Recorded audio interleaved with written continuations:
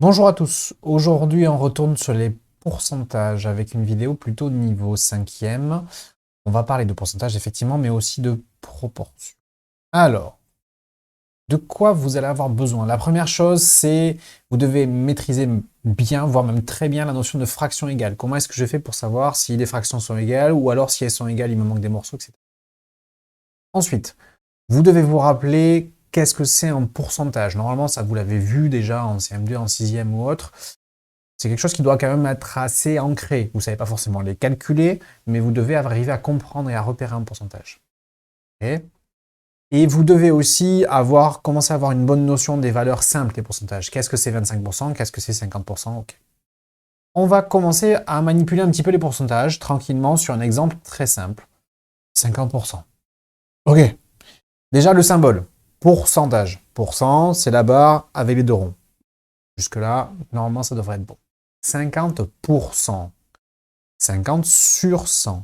Okay, ça veut dire que si j'ai un objet, si j'ai par exemple 100 élèves dans une classe, j'en prends 50. 50 pour un total de 100. 50 sur 100. Vous y êtes? Cette fraction-là, je peux la simplifier. Si vous revenez sur les autres vidéos de simplification de fractions, avec quelques calculs, on arrive assez rapidement avec 1 sur 2, 1 demi. 50%, c'est la moitié. C'est encore la moitié. 1 demi, c'est la moitié. Donc 50%, ça représente la moitié de quelque chose. Et dernier format possible, 50 centièmes. Les deux chiffres après les virgules, c'est les centièmes, donc on est à 0,50.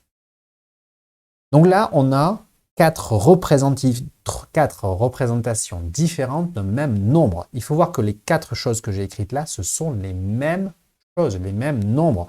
Simplement, ils sont écrits avec des formats différents. Ça, il faut vraiment en avoir conscience.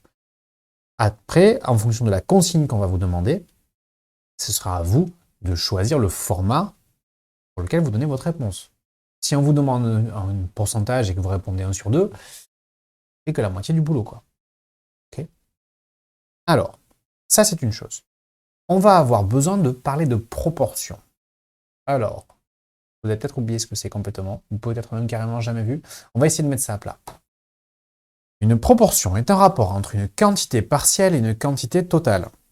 Bon, c'est un peu obscur pour le moment, mais on va donner un exemple par la suite, vous allez comprendre. Donc, quand on dit un rapport, c'est une fraction entre la quantité partielle qui est en haut et la quantité totale qui est en bas. Okay, ça, il va falloir l'apprendre, vous allez voir, on va le manipuler plein de fois. Et cette proportion, on peut l'exprimer sous forme de fraction, mais aussi sous forme de nombre décimal, ou encore sous forme de pourcentage. Pour le moment, on n'a rien fait, hein. Il va falloir manipuler un petit peu. Je vous propose de commencer par l'exemple suivant. On a une classe de 25 élèves, et dans cette classe, il y a 10 filles et 15 garçons. Et on vous demande quelle est la proportion de filles dans la classe. Proportion de filles dans la classe. Alors le prof, il nous a dit justement que la proportion, c'est la quantité partielle sur la quantité totale. Ça, il va falloir se le rentrer dans le crâne. Quantité partielle sur quantité totale. Ok, alors quantité totale, qu'est-ce que ça peut être bien dans cette histoire? Le total, bah, c'est l'ensemble de la classe, donc c'est le nombre total d'élèves dans la classe. Il y en a 25. Et la quantité partielle, je prends les filles, je prends les garçons, on me demande la proportion de filles. On essaie de lire comme il faut l'énoncer, donc ça veut dire que la quantité partielle, ce sera forcément le nombre de filles. Okay. Et vu qu'on vous demande une proportion, il y a juste à remplacer les valeurs 10 sur 25. Si on vous demande la proportion, on s'arrête là. On a calculé la quantité partielle sur la quantité totale, on a écrit la fraction. Après, vous pouvez en faire autre chose si vous voulez. Vous pouvez calculer la division, le rendre en décimale. Vous pouvez peut-être transformer en pourcentage, c'est ce qu'on va faire juste après. Mais là, la question telle qu'elle est posée, si vous répondez ça, pas de problème, 10 sur 25. C'est une fraction, on peut la simplifier si on veut, on voit bien que ces deux sont dans la table de 5, on pourrait faire autre chose. Mais là, vous répondez à la question. Ok. Mais maintenant, parce qu'on parle de pourcentage quand même dans l'histoire, si je veux exprimer ça sous forme de pourcentage, comment on fait? Alors pour ça, on a besoin de la définition d'un pourcentage. Un pourcentage, c'est une proportion dont le dénominateur est ramené à 100. Donc ça veut dire que je viens de calculer une proportion, là, dans mon exemple. Il va falloir que je la transforme pour avoir un dénominateur égal à 100. Vous me suivez? Le dénominateur, c'est le nombre du bas. Okay.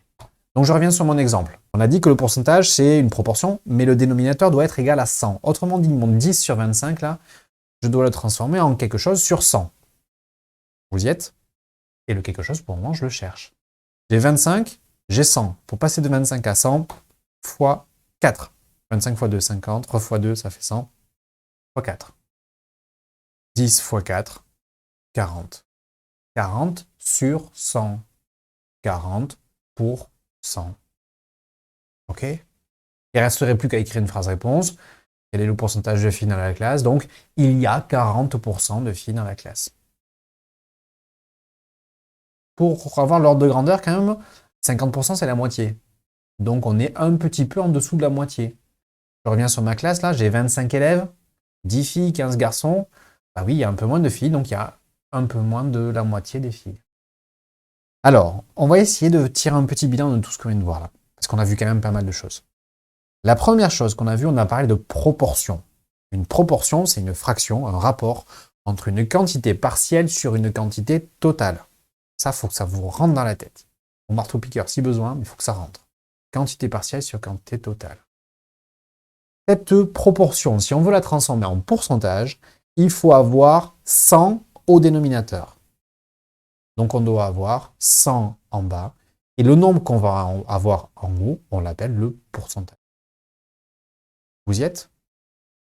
Dans les exercices que vous allez avoir, il va falloir d'abord prendre le temps de lire l'énoncé et d'arriver à repérer dans cet énoncé quelle information correspond à quoi.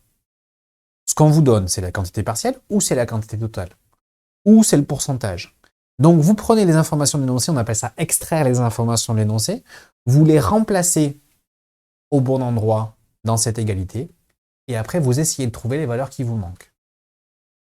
Ok? C'est à peu près bon ou pas? Je ne suis pas totalement sûr. Mine de rien, c'est pas facile. Pour ça, je vais vous préparer une deuxième vidéo qui va traiter le même type de problème, mais sous forme d'exemple. Vous allez avoir 2-3 exercices à résoudre et on va voir si vous en sortez. Allez, merci à tous et bonne soirée.